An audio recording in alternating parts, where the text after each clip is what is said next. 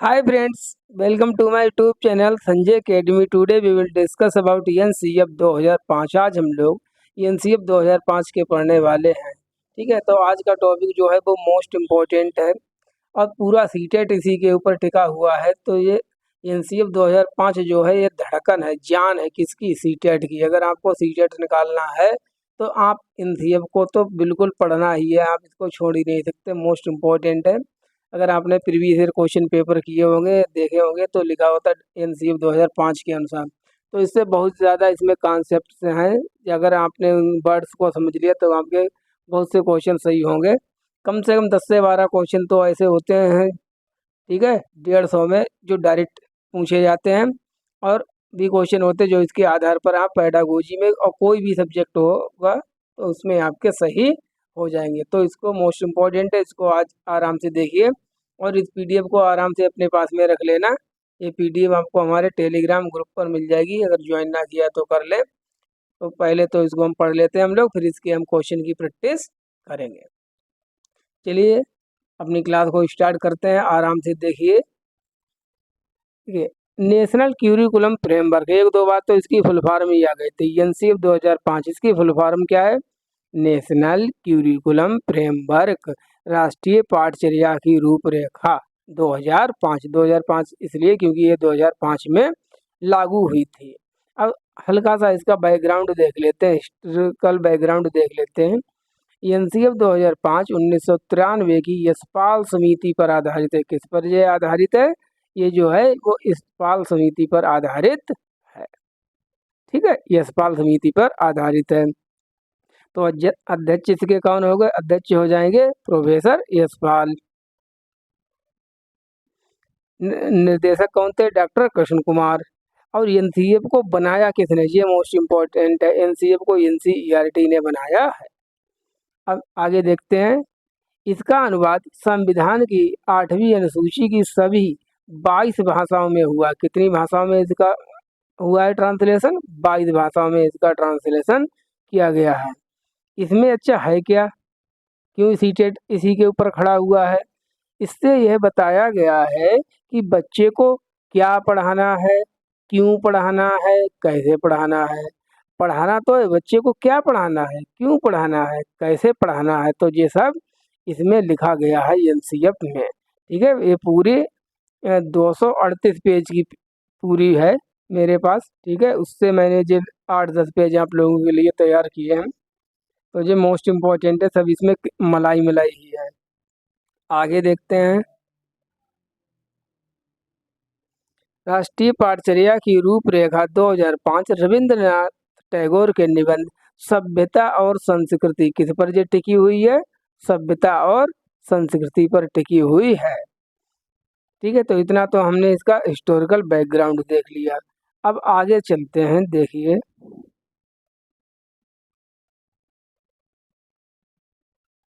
जो एनसीएफ 2005 है, ये 5 है, आप इस प्रकार से याद रख सकते हैं। ये 5 ही फंडामेंटल जो प्रिंसिपल हैं उन पर आधारित है। 5 मूलभूत सिद्धांत हैं जिन पर ये आधारित है। कौन कौन से सिद्धांत हैं, ध्यान रखना हमेशा के लिए। ज्ञान को स्कूल के बाहरी जीवन से जोड़ना, जो बच्चों को आप पढ़ा रहे हैं, सिखा रहे हैं, उसको बच्चों की रियल लाइफ से जोड़ना।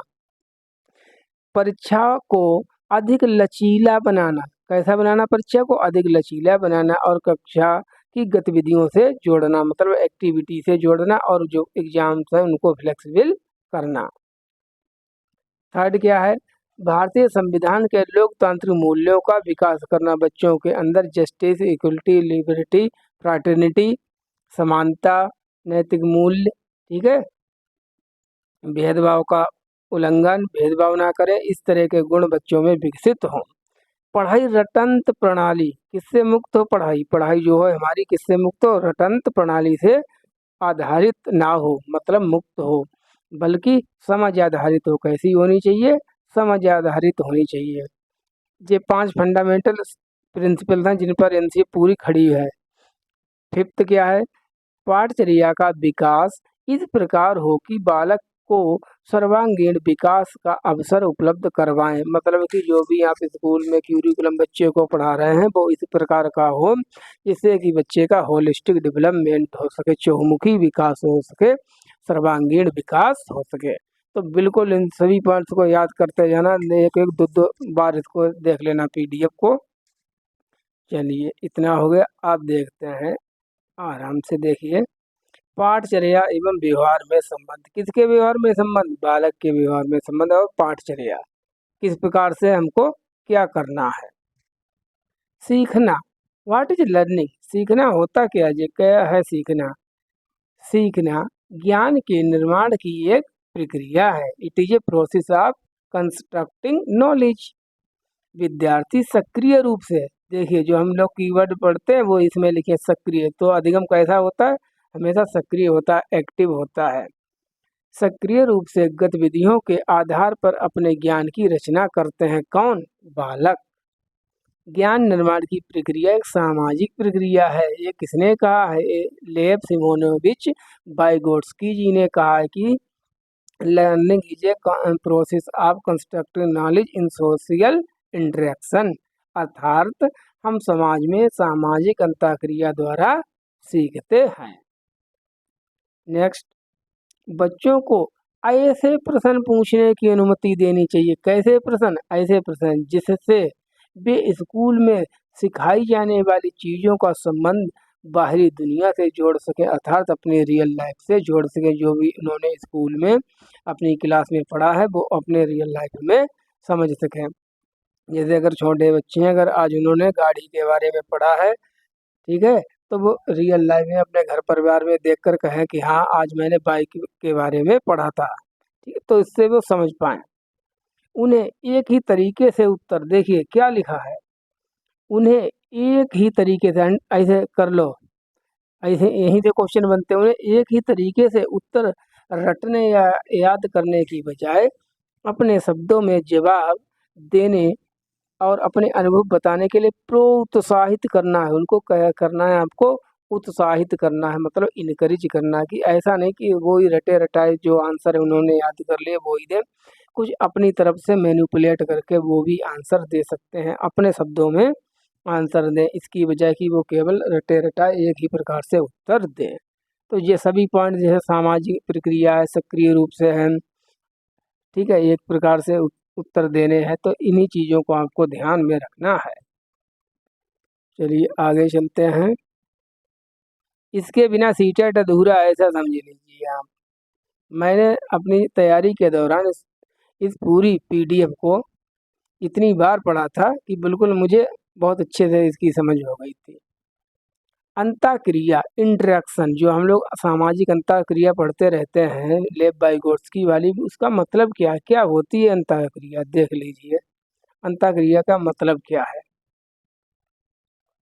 आसपास के वातावरण, प्रकृति, चीज़ों व लोगों से कार्य व भाषा, कार्य के द्वारा, अपने कार्य के द्वारा और भाषा दोनों के माध्यम से अंतःक्रिया करने का मतलब बातचीत करना है। जो भी हम करते हैं, समाज में रहते हैं, इधर उधर घूमना है, खोजना है, अकेले काम करना है, ये सभी अंतःक्रिया के अंतर्गत आ जाते हैं। या अपने दोस्तों या वयस्कों के साथ काम करना, भाषा को पढ़ना, अभिव्यक्त करना, बोलने, पूछने, सुनने के लिए प्रयोग, इन सभी से बालक क्या करता है? बच्चा जो है इन सभी से सीखता है। इसे ही हम कहते हैं सोशल इंटरेक्शन, अंतःक्रिया, सामाजिक अंतःक्रिया। नेक्स्ट इम्पोर्टेंट वर्ड, अब आप ऐसे समझ सकते हैं कि 238 पेज की पीडीएफ से अगर 10 पेज बने हैं तो कितना ज़्यादा इनमें टाइम लगा होगा। प्लीज़ विश्वास कीजिए, बहुत टाइम लगता है इस चीज़ को बनाने में। तो आराम से पढ़िए, मेरा बनाया हुआ वेस्ट ना जाए। अध्यापकों को केवल ज्ञान हस्तांतरित ट्रांसफ़र करने वाले के रूप में नहीं देखना चाहिए। मतलब जो टीचर हैं, जो सर हैं, जो मैम हैं, वो ऐसा नहीं है वो केवल ज्ञान देने वाली हो, केवल ऐसी है नॉलेज, जो ऐसी कोई वस्तु नहीं है, फिजिकल कोई थिंग्स नहीं है नॉलेज जिसको आप ट्रांसफ़र करें। ऐसा किसने कहा है? ऐसा एनसीएफ ने कहा है। ज्ञान हस्तांतरित ट्रांसफ़र करने वाले के रूप में नहीं देखना चाहिए। ज्ञान को जानकारी नहीं समझने चाहिए। देखिए, there is a difference between knowledge and information. ज्ञान अलग होता है, इन्फॉर्मेशन अलग होती, जानकारी। जैसे बात के इसमें वर्तमान में प्रधानमंत्री कौन है, आपको जानकारी है कि नरेंद्र मोदी, ठीक है। अब ज्ञान क्या है, नॉलेज क्या होगी कि प्रधानमंत्री का चुनाव कैसे होता है, कैसे चुने जाते हैं, क्या क्या प्रोसेस होती है, तो पूरे इसके बारे में ऑल अबाउट आपने सब कुछ जान लिया, तो आपको क्या है इस चीज़ की जानकारी भी है और ज्ञान भी है। जानकारी तो ये है कि पीएम है नरेंद्र मोदी, ज्ञान ये है कि ये किस प्रकार से चुने जाते हैं, कैसे इनका पद होता है, कितना कार्यकाल होता है, सब कुछ ऑल अबाउट, तो इसे हम कहते हैं ज्ञान। तो डिफरेंस होता है, तो हमको जानकारी के ऊपर नहीं फोकस करना, हमको ज्ञान के ऊपर फोकस करना है। अब आगे हम बढ़ते हैं, सीखना और ज्ञान। What is relation between learning and knowledge. देखिए नेक्स्ट यही चीज़ है कि सीखना और ज्ञान, इनमें डिफरेंस क्या है, कैसे ये एक दूसरे से रिलेटेड है, लर्निंग और नॉलेज। राष्ट्रीय पाठचर्या रूपरेखा 2005 के अनुसार सीखने की प्रक्रिया के महत्वपूर्ण बिंदु। अच्छा, कौन कौन से बिंदु है, पहला बिंदु देखिए, समाज में मिलने वाली अनौपचारिक शिक्षा, जो हम अपने घर परिवार समाज स्कूल, स्कूल नहीं, स्कूल तो औपचारिक में आ जाएगा, स्कूल को छोड़कर जहाँ भी हम खेलते हैं कूदते हैं वो सभी जगह अनौपचारिक शिक्षा विद्यार्थियों में स्वयं ज्ञान को अर्जित करने की स्वाभाविक क्षमता को विकसित करती। तो अनौपचारिक शिक्षा जो होती है वो बच्चों के अंदर कहीं ना कहीं क्या डेवलप करती है, अर्जित करने की, स्वयं अर्जित करने की क्षमता। अब आगे चलते हैं, देखते हैं और क्या क्या है। बाल केंद्रित, बाल केंद्रित पढ़ते रहते हैं अभी तक। आज बाल केंद्रित का मतलब समझ लीजिए क्या है। ये बाल केंद्रित, चाइल्ड सेंटर्ड। बाल केंद्रित शिक्षा का अर्थ बच्चों के अनुभवों, एक्सपीरियंस, उनके स्वरों मतलब उनकी आवाज, उनकी सक्रिय, आ गया देखो सक्रिय सहभागिता को प्राथमिकता देना, मतलब प्रायोरिटी देना। आप बच्चों को पढ़ा रहे हैं, ना तो आप बच्चों के अनुभवों को कोई महत्व दे रहे हैं, ना ही तो उनकी कोई बात सुन रहे हैं, ना तो उनके क्वेश्चनों के आंसर दे रहे हैं, ना तो ही उनके सामाजिक संदर्भ से जोड़कर पढ़ा रहे हैं। तो आप बाल केंद्रिता के हिसाब से, चाइल्ड सेंटर्ड के हिसाब से नहीं पढ़ा रहे हैं, आप तो टीचर सेंटर्ड के हिसाब से पढ़ा रहे हैं। आपको पढ़ाना कैसे है, बाल केंद्रिता के हिसाब से, चाइल्ड सेंटर्ड के हिसाब से। बच्चों की स्वतंत्र खेलों, अनौपचारिक औपचारिक खेलों, योगा आदि की गतिविधियों में सहभागिता उनके शारीरिक तथा मनोसामाजिक विकास के लिए आवश्यक है। जो बच्चे खेलते हैं, चाहे भी अनौपचारिक खेल हों, जैसे अपने क्षेत्रीय गेम बहुत से होते हैं, योगा करना है या कोई भी है, औपचारिक गेम हो गया जैसे क्रिकेट है, वॉलीबॉल है, हॉकी है, तो ये तो औपचारिक खेल हो गए। तो इन सभी खेलों से होता क्या है कि बच्चों का जो फिजिकल डेवलपमेंट होता है, ठीक है, और मनोसामाजिक विकास होता है, सोशियो इमोशनल भी विकास इससे होता है। अब संज्ञान का अर्थ, आज आपको अर्थ सबके पता चल जाएंगे कि संज्ञान होता क्या है, बाल केंद्रिता क्या होती है। संज्ञान समझिए, कोग्जिनेंस। संज्ञान का अर्थ कार्य व भाषा के माध्यम से स्वयं और दुनिया को समझना, ठीक है। बच्चे जो होते हैं दुनिया को कैसे समझते हैं, भाषा के हिसाब से, अपने काम के माध्यम से, तो इसे ही हम कहते हैं संज्ञान, कोग्जिनेंस। जैसे इसमें हम लोग एनसीए पढ़ रहे हैं, किसके माध्यम से, भाषा के माध्यम से, हिंदी भाषा है तो हिंदी भाषा के माध्यम से पढ़ रहे हैं, और हम लोग बहुत से काम के माध्यम से भी सीखते हैं। नेक्स्ट, आसपास के वातावरण, प्रकृति, चीजों व लोगों से कार्य व भाषा दोनों के माध्यम से अंतःक्रिया करना, इंटरेक्शन करना सीखने की प्रक्रिया का अभिन्न अंग है। प्लीज इनको माइंड में रखिए, याद कर लीजिए। अंतःक्रिया करना किससे, समाज से, किसके द्वारा, भाषा और कार्य के द्वारा। कैसा है ये, एक सीखने की प्रक्रिया का इंटीग्रल पार्ट है, इसको हम अलग नहीं कर सकते हैं। बच्चों की बुनियादी क्षमताएं उनके बौद्धिक विकास, मूल्यों और कौशलों के लिए एक आधार तैयार करते हैं। क्या तैयार करती हैं, एक आधार तैयार करती हैं। अवलोकन, आगे चलते हैं, लास्ट पॉइंट है अवलोकन। ऑब्जर्वेशन अन्वेषण है, इंक्वायरी विश्लेषणात्मक विमर्श है, तथा ज्ञान की विषय वस्तु विद्यार्थियों की सहभागिता के प्रमुख क्षेत्र हैं, जिससे बच्चे की जो होते सीखने की प्रक्रिया में कोऑपरेट करते हैं। तो इन पॉइंट्स को आपको ध्यान में रखना है। चलिए आगे चलते हैं। एनसीएफ के महत्वपूर्ण बिंदु, और भाई कौन कौन से एनसीएफ के महत्वपूर्ण बिंदु हैं देख लीजिए। सभी सब्जेक्ट से रिलेटेड है, भाषा हो चाहे गणित हो विज्ञान हो कुछ भी हो, ईवीएस भी है। एनसीएफ के महत्वपूर्ण बिंदु, बहुभाषिकता एक संसाधन है, हम लोग जानते भी हैं। सीडीपी में भी पढ़ा, हिंदी में भी पढ़ा कि जो मल्टी लैंग्वेलिज्म क्या है, मल्टी लैंग्वेलिज्म एज ए रिसोर्स। तो बहुभाषिकता को आपको एक संसाधन के रूप में लेना है। क्यों लेते हैं बहुभाषिकता को संसाधन के रूप में, ये भी तो जान लो।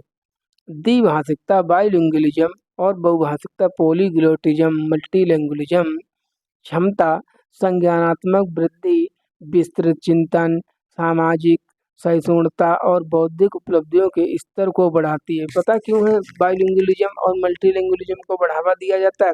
आप जितनी अधिक भाषाएं जानते होंगे, समझते हैं होंगे, उतना ही आपका जो कॉग्निटिव डेवलपमेंट होगा वो ज़्यादा अच्छा होगा, और आप चीज़ों को डिफरेंट चीज़ों को आप अच्छी प्रकार से समझ पाएंगे।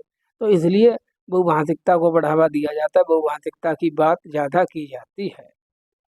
गणितीय अवधारणाओं को विभिन्न तरीकों से समझाना गणितीय सामर्थ्य को बढ़ाता है। ऐसा नहीं है कि आपने केवल मैथमेटिक्स का कोई टॉपिक पढ़ाया, केवल एक ही विधि से समझा दिया, नहीं, इसको डिफरेंट प्रकार से समझाने का प्रयास कीजिए, इससे बच्चों की जो एबिलिटीज है मैथ के प्रति वो बढ़े। गणित का मुख्य लक्ष्य, गणित पढ़ाने का उद्देश्य क्या, क्यों गणित पढ़ाया जाता है? मुख्य लक्ष्य तार्किक ढंग से सोचने, क्या करने लगे बच्चे जो है लॉजिकल थिंकिंग आ जाए, तार्किक ढंग से सोचने, अमूर्त संकल्पनाओं का निर्माण करने की योग्यता का विकास करना। किसके अंदर? बच्चे के अंदर। मैथमेटाइजेशन थिंकिंग ऑफ द चाइल्ड, बच्चे के दिमाग का गणितीकरण करना, बच्चे जो है मैथमेटिक्स की तरह सोच पाए, इसलिए गणित पढ़ाया जाता है, यही उद्देश्य है गणित पढ़ाने का। नेक्स्ट क्या है? विज्ञान की शिक्षा ऐसी होनी चाहिए जिससे शिक्षार्थी तरीकों और प्रक्रियाओं का बोध करने में सक्षम हो। बच्चे जाने की साइंस की नॉलेज कैसे गेन की जाती, कैसे बनती। केवल विज्ञान वही नहीं है जो केवल किताबों में बंद है, नहीं, विज्ञान उससे बियॉन्ड भी है, ठीक है, जो कि हमारी किताबें पढ़ते हैं। तो उन तरीकों को हम समझे, जैसे हमारी जो किचन है उसमें बहुत से मसालों का यूज करते हैं, बहुत एक केमिस्ट्री की लैब की तरह काम कर सकती है, बस हमारे सोचने का तरीका होना चाहिए। नेक्स्ट क्या है? उच्च प्राथमिक स्तर पर शिक्षार्थियों को विज्ञान शिक्षण की अवधारणाओं को मुख्यतः किससे जुड़ना चाहिए? गतिविधियों और प्रयोगों के द्वारा समझाना चाहिए। किस स्तर पर? ठीक है, जूनियर लेवल पर। किस प्रकार से पढ़ाना चाहिए? गतिविधियों के माध्यम से और एक्सपेरिमेंट के द्वारा हमको उनको कॉन्सेप्ट को है समझानी है, केवल रटवानी नहीं है। नेक्स्ट देखते हैं हम लोग स्वास्थ्य और स्वच्छता पर आधारित शिक्षा का संबंध बच्चों के दैनिक जीवन से संबंधित होना चाहिए। कुल मिला के आप जो भी पढ़ा रहे हैं सिखा रहे हैं सभी का रिलेशन किससे होने चाहिए? हमारी रियल लाइफ की सिचुएशन से होना चाहिए। चलिए ये तो हमारे इम्पोर्टेंट पॉइंट्स हो गए, यहीं से क्वेश्चन आते हैं बिल्कुल एज इट इज। 2 पॉइंट और इनको देख लीजिए। आकलन का मुख्य उद्देश्य, क्यों किया जाता है आकलन? आकलन का मुख्य उद्देश्य सीखने सिखाने की प्रक्रियाओं एवं सामग्री में सुधार लाना। किसमें? सीखने सिखाने की प्रक्रिया जो है इसमें सुधार करने के लिए, इम्प्रूवमेंट करने की जो कमी है उसको ठीक करने के लिए आकलन किया जाता, असेसमेंट किया जाता है, तथा उन पर पुनर्विचार करना। क्या करना? पुनर्विचार करना, रिव्यू करना कि अभी हमारी मिस्टेक कहाँ है, कौन सी हमारी स्ट्रेंथ है और कहाँ पे हमारी वीकनेस है। तो इस सब के लिए क्या आता है? आकलन। आगे क्या है? स्वयं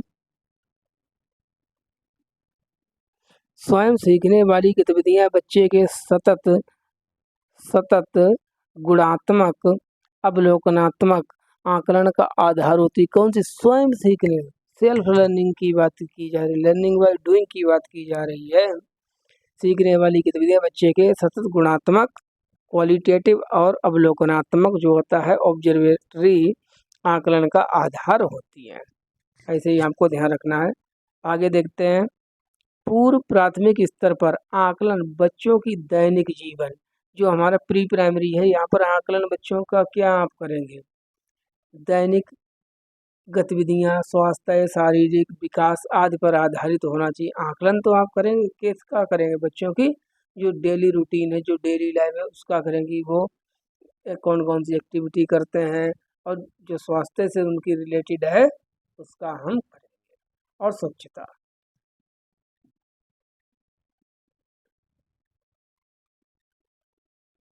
चलिए अब हम इस पर डालते हैं, विद्यालय तथा कक्षा का वातावरण किस इन्वायरमेंट में बच्चे अच्छी प्रकार से पढ़ेंगे, उस पर हम देखते हैं।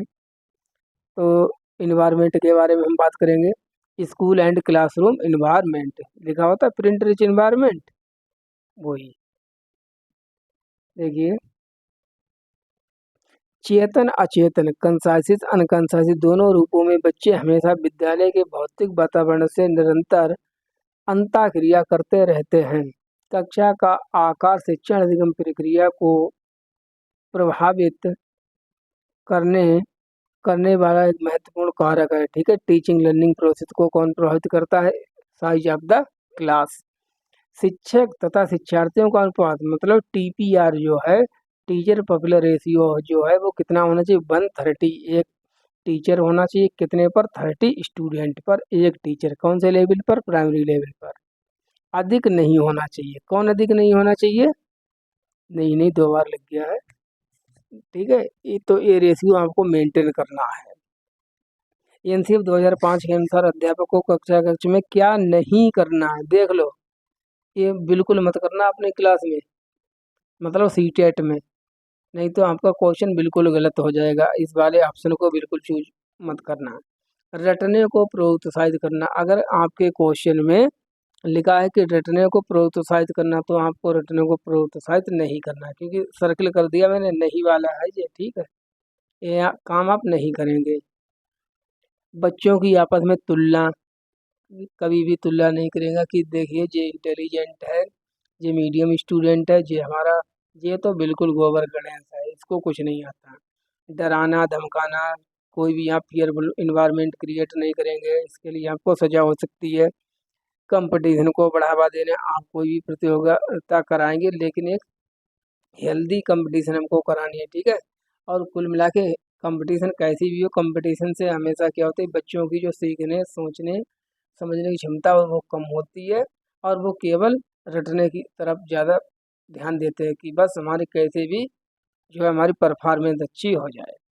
बच्चों को गौड़ सेकेंडरी समझना, आप बच्चों को कभी भी सेकेंडरी नहीं समझे, क्यों, क्योंकि बाल केंद्रित शिक्षा कैसी शिक्षा चल रही है, बाल केंद्रित शिक्षा चल रही है, और आप बच्चों को प्राइमरी समझ रहे हैं। बच्चे प्राइमरी नहीं है, बच्चे हैं, सॉरी, बच्चे हैं प्राइमरी। ठीक है, पहले बच्चे हैं, बाद में टीचर हैं, प्रिंसिपल है।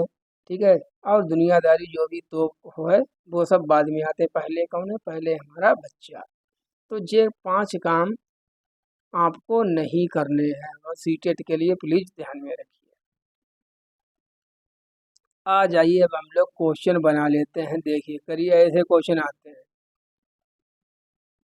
देखते हैं किस टाइप से क्वेश्चन पूछे गए हैं।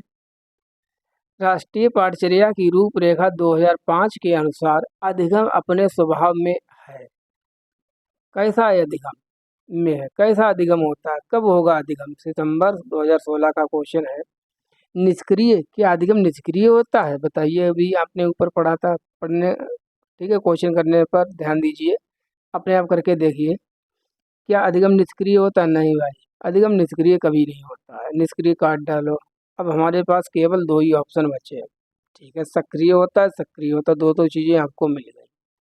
और कैसा होता है, हम समाज में सीखते हैं सबसे ज़्यादा कि केवल सरल होता है अधिगम, तो सोशल इंटरेक्शन की बात किसने की है, लेव वाइगोत्स्की ने की है। तो हमारा जो अधिगम होता है वो समाज में होता है, तो इस क्वेश्चन के अनुसार क्या आंसर हो जाएगा हमारा सेकेंड।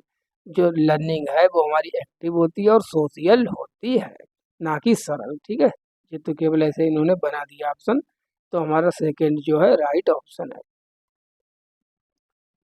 कीजिए इस क्वेश्चन को। विद्यार्थी किसके द्वारा बेहतर और प्रभावशाली तरीके से सीखते हैं? ऐसी कौन सी विधि है जिससे बच्चे सबसे ज़्यादा अच्छी प्रकार से सीखेंगे? निष्क्रिय अनुकरण, पहले या तो अनुकरण और उसमें भी निष्क्रिय, निष्क्रिय पैसिव, इनएक्टिव नहीं। जो होती है लर्निंग होती है वो एक्टिव होती है, तो निष्क्रिय तो होगा ही नहीं। पुरस्कार दंड, ठीक है, रिवार्ड एंड पनिशमेंट, क्या इससे बच्चे अच्छी प्रकार से सीखेंगे?